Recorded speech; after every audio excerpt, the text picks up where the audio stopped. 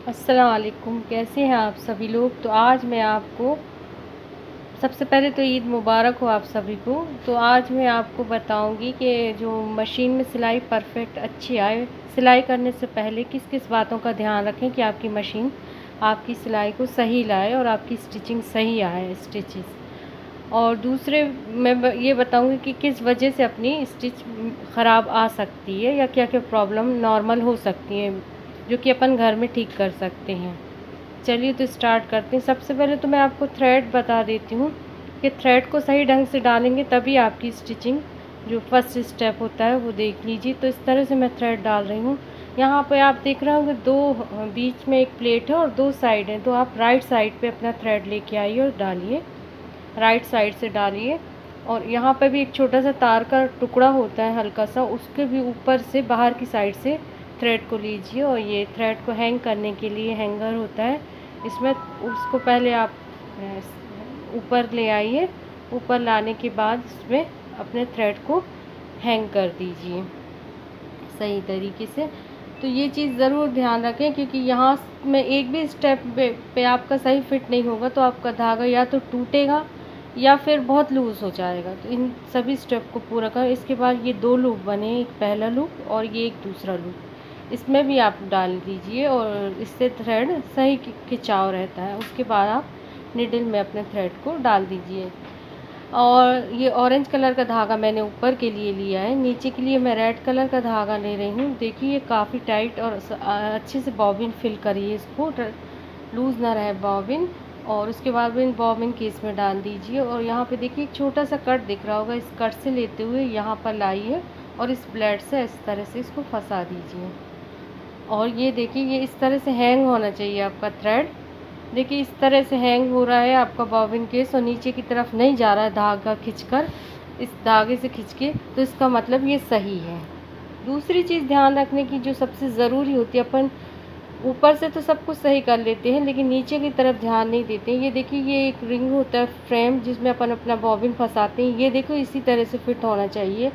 कभी अपन साफ़ करने के दौरान या जल्दबाजी में इस तरह से लॉक सही से नहीं करते। ये साइड पे दो ब्लैक आपको दिख रहे होंगे हैंडल्स, इसको इस तरह से लॉक करिए। जो ये एल्युमिनियम वाला डॉट दिख रहा है मेटल वाला, इस पर सही से फिट आना चाहिए पूरी तरह से। आधा अगर आप फिट करेंगे तो भी आपकी मशीन सही से वर्क नहीं करेगी। तो चेक कर लीजिए एक बार, कहीं ऐसा तो नहीं है ये ऊपर की तरफ फिट ना हो और ये कवर अच्छे से नहीं हुए और आप चला रहे हो लेकिन आप समझ नहीं पाते हैं कि कहाँ से मिस्टेक हो रही थी। इसको इससे अच्छे से लॉक कर लीजिए एक बार देखकर। और ये भी मूव नहीं करना चाहिए, अगर ये मूव कर रहा है तो मतलब आपका ये फ्रेम सही से फिट नहीं है। तो इसको फिट कर तभी मूव करना चाहिए जब आप मशीन को चालू करेंगे व्हील से या अपने पैडल से। तो ये तो सही है, केस मेरा सही से फिट हुआ। अब मैं इसमें बॉबिन जो केस है उसको फिट कर दूंगी इस फ्रेम में। और फिट करने के बाद भी चेक करिए कि ये मूव नहीं हो, मतलब सही से फिट हो गया। अगर हिल रहा है, गोल गोल राउंड कर रहा है, तो इसका मतलब ये आपका बॉबिन केस सही से फिट नहीं है। तो इसको अच्छे से फिट कर लीजिए। उसके बाद थ्रेड को अपन ऊपर की साइड लाएंगे। आप साइड वाला व्हील चला के थोड़ा सा ये जो साइड में व्हील होता है निडल को अप डाउन करने वाला, इसको चलाइए और अपने थ्रेड को ऊपर की तरफ लाइए। इस तरह से पहले थ्रेड को ऊपर ले आए, एकदम से मशीन नहीं चलाएं कि थ्रेड अपने आप ऊपर आ जाएगा। कभी कभी इस वजह से गुच्छा बनने लगता है और एक जगह धागा इकट्ठा होने लगता है और मशीन में काफ़ी सारा धागा इकट्ठा होकर जाम होने का डर रहता है। इसलिए मैं एक चीज़ और बताना चाहूँगी जो अपन ध्यान नहीं देते। कभी कभी अपन सफाई के दौरान या ऑयलिंग के दौरान ये जो आप देख रहे हैं स्टील वाला एक दिख रहा है हुक, ये डाउन हो जाता है और अपनी मशीन सही नहीं चलती। देखिए ये जो दांते दिख रहे हैं ये इसको नीचे और ऊपर करने के काम आता है। ये आप देख रहे होंगे नीचे ये वाला हैंडल जो देख रहे हैं इस हुक को, तो देखिए ये प्रॉपर फिट है अभी क्योंकि मेरे दांते ऊपर है मशीन के, तो ये प्रॉपर फिट है। देखिए ये साइड में मेटल इस वाले दो कट दिख रहे हैं जिसमें से फर्स्ट वाले कट पे मेरा ये फिट है। देखिए ये फर्स्ट वाले पे, अगर सेकंड पे आ जाएगा ना तो फिर आपके दांते इसके ऊपर वाली मशीन के नीचे चले जाएंगे। तो अभी मेरा फर्स्ट पे, इसका मतलब ये सही काम करेगी मशीन, प्रॉब्लम नहीं देगी।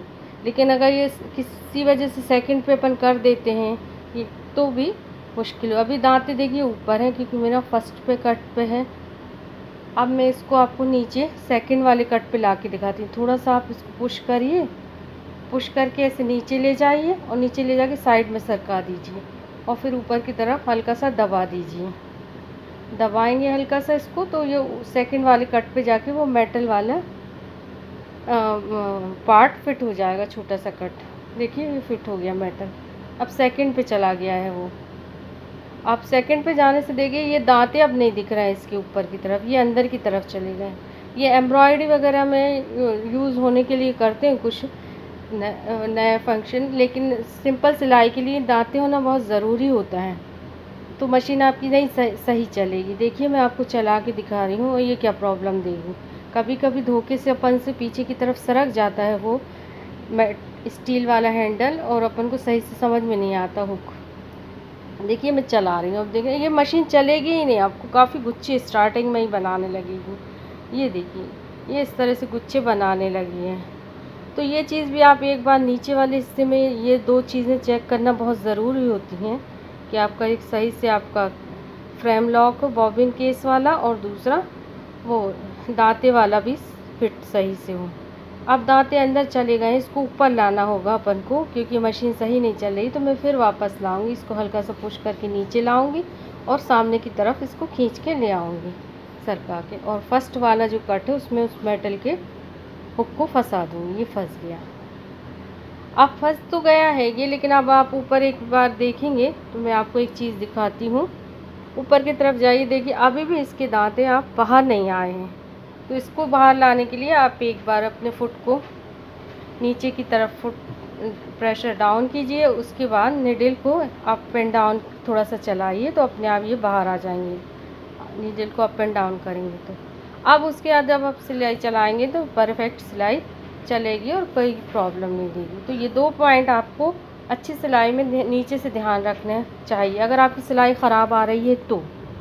इसलिए मैं ये बता रही हूँ, किसी ने मुझसे पूछा था कि मुझे प्रॉब्लम आ रही, तो वो पहले एक बार ये सब पॉइंट चेक कर लें कि आपकी ये सही से फिट है, कहीं कुछ मिस तो नहीं हो गया है और थ्रेड वगैरह फंसे ना रह गए हों। हमेशा व्हील को चलाते हुए थ्रेड को बाहर निकालें और ज़बरदस्ती टाइटली उसको खींचने की कोशिश ना करें, वरना वो टूट के अंदर आपकी मशीन को जाम कर देंगे। दूसरी चीज़ आपको ध्यान रखनी है कि बॉबिन सही से फिल हो। अगर आपका बॉबिन सही से फिल नहीं होगा, देखिए यहाँ पे एक हुक दिख रहा है मेटल का, तो मैंने उस मेटल के हुक में नहीं फंसाया, डायरेक्ट वहाँ पॉइंट से लाते हुए बस ऐसे ही कर दिया और ये धागे को भी मैंने लूज़ ही छोड़ दिया है। मतलब ऐसे ही करके जल्दी में अपन करते हैं कि चलो हो जाएगा, कोई प्रॉब्लम नहीं है। लेकिन ये देखो बीच वाला व्हील मैंने ढीला कर लिया है, इसको भी ज़रूर ढीला करें। अगर आप डायरेक्ट मशीन कभी चला देंगे ना तो आपकी मशीन का ये व्हील जाम हो जाएगा और आपको मशीन काफ़ी प्रॉब्लम देगी। तो इसको लूज़ कर लें। अब आपकी नीडल अप एंड डाउन नहीं होगी। जब नीडल अप एंड डाउन नहीं हो तब इसको बॉबिन को फिल करना चालू करें। देखिए अब मैं फिल तो कर रही हूँ लेकिन मेरा बहुत ढीला बॉबिन भर रहा है, क्योंकि मैंने इसको लूज़ रखा था, धागे को टाइटली कसा नहीं था चारों पॉइंटों पे, तीनों पॉइंट्स पे। देखिए कितना लूज़ हो गया। तो इस तरह का लूज़ बॉबिन भर के अगर आप यूज़ करेंगे ना तो भी आपका नीचे से थ्रेड काफ़ी फंसेगा और गुच्छे बनाएगा। तो थ्रेड को भी सही ढंग से फिल कर लें।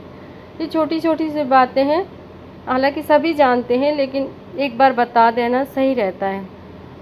उसके बाद ये देखिए 5 पे है और मैं जब भी सिलाई करती हूँ तो जो थ्रेड टेंशन होता है ना उसको 5 पे ही रखती हूँ। आप भी 5 पे ही रखें, मैं नॉर्मली 5 पे ही रखती हूँ। इसके अलावा आप 8, 9, 10, 9 तक पॉइंट होते हैं इसमें, तो 9 तक आप चेक कर सकते हैं। लेकिन अभी तो मेरा धागा 5 पे ही सही आ रहा है। जैसे जैसे आप 8, 9, 10 पे बढ़ेंगे, सॉरी 9 तक बढ़ेंगे ना तो ये काफ़ी टाइट हो जाता है धागा।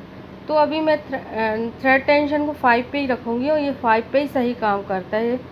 और किसी किसी में 3 और 4 के बीच में रखने से काम करता है। ब्रदर वगैरह की मशीन है जो मैंने पहले यूज़ की है उसमें तो 3 और 4 पे रखती थी, लेकिन इसमें मैं 5 पे रखती हूँ।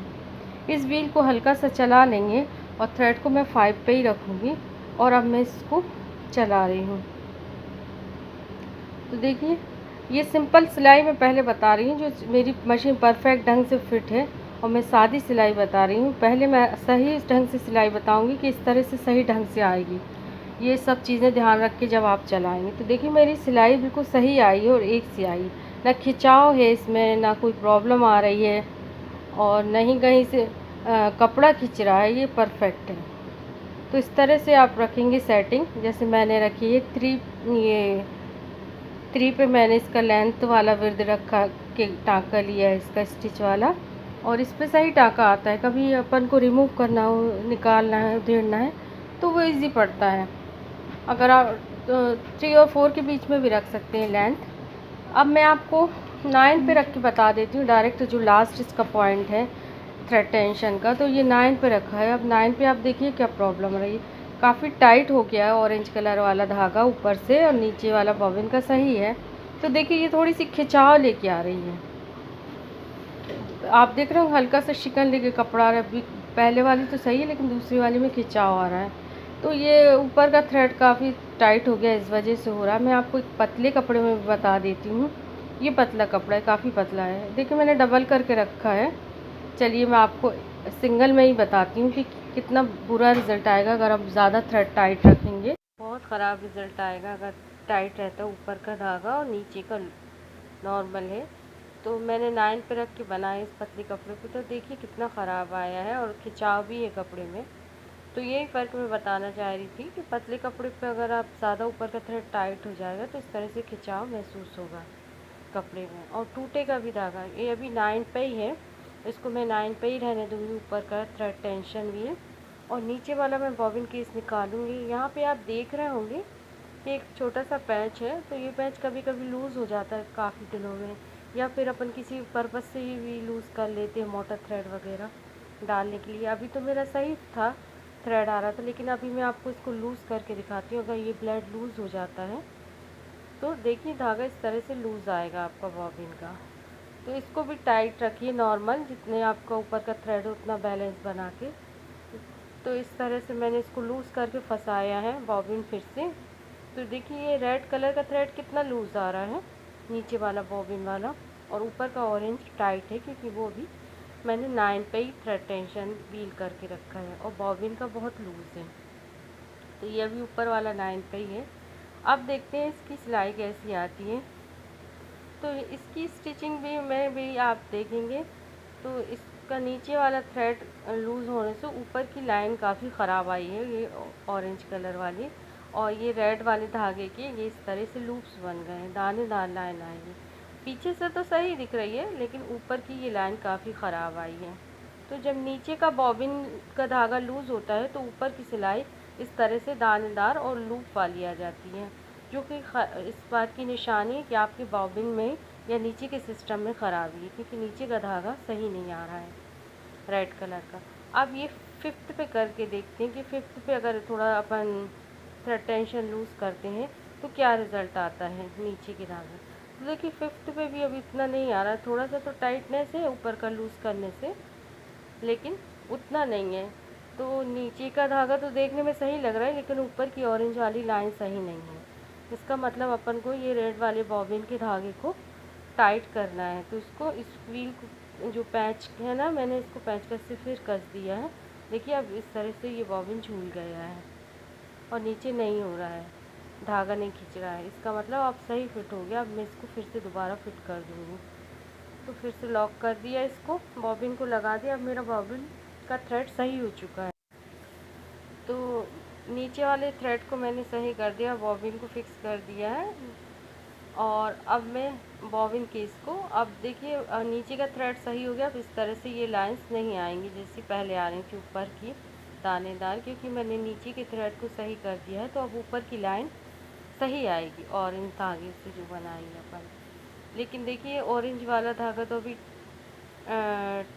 ये नीचे वाला टाइट हो गया है, लेकिन अभी अपन ऊपर वाले धागे को थोड़ा सा लूज़ करके देखते हैं। अभी तो इसको मैंने 2 और 1 पे कर देती हूँ, और आपको बताती हूँ जब अपन ऊपर वाला थ्रेड को लूज़ कर देंगे, ऊपर वाला लूज़ है और नीचे वाला रेड वाला टाइट है, तो देखिए क्या रिज़ल्ट आता है जब ऊपर वाला आपका थ्रेड टेंशन थोड़ा सा लूज़ रखेंगे आप। देखिए इसका रिज़ल्ट उसके अगेंस्ट ही आएगा। जैसा ऊपर वाला थ्रेड जब लूज़ होगा तो नीचे की सिलाई में ये दाने आने लगे बारीक बारीक से। देखिए ये दानेदार बन रहे हैं और ये छोटे छोटे ऑरेंज थ्रेड के लूप्स बनने लगे हैं। तो यानी ऊपर का जब थ्रेड लूज़ होगा तो नीचे की लाइन सही नहीं आएगी। तो ऊपर का धागा का मतलब जो थ्रेड टेंशन है वो लूज़ है, ऊपर का धागा ढीला आ रहा है, इसका मतलब है कि आपको ऊपर के धागे को टाइट करना होगा, क्योंकि नीचे की सिलाई रेड वाली सही नहीं आ रही है, दानेदार आ रही है। अब मैंने 1 से 0 पे करके सिलाई फेरी है, यानी 1 और 0 पे लाके बहुत लूज़ कर लिया ऊपर का धागा। तो बहुत ज़्यादा लूज़ करने से देखिए ज़्यादा लूज़ बनने लगेंगे ऑरेंज कलर की नीचे की साइड की सिलाई में, बॉबिन की साइड वाले हिस्से में। तो ये देखिए किस तरह से लूप्स बन रहे हैं। तो यानी थ्रेड दोनों जो होता है ऊपर और नीचे, उन दोनों का बैलेंस रखना होता है। तो इस तरह की अगर मशीनें हैं तो 5 पे और 5-4 के बीच में नॉर्मल सिलाई के लिए अच्छा थ्रेड टेंशन होता है। साथ ही साथ बॉबिन की सेटिंग भी सही होनी चाहिए, नीचे का बॉबिन फ्रेम वगैरह भी सही होना चाहिए। नीचे से भी एक बार चेक कर लें, कहीं थ्रेड वगैरह भी फंस जाते हैं। तो चलिए फिर बताइएगा वीडियो कैसे लगा। अल्लाह हाफिज़, खुदा हाफिज़।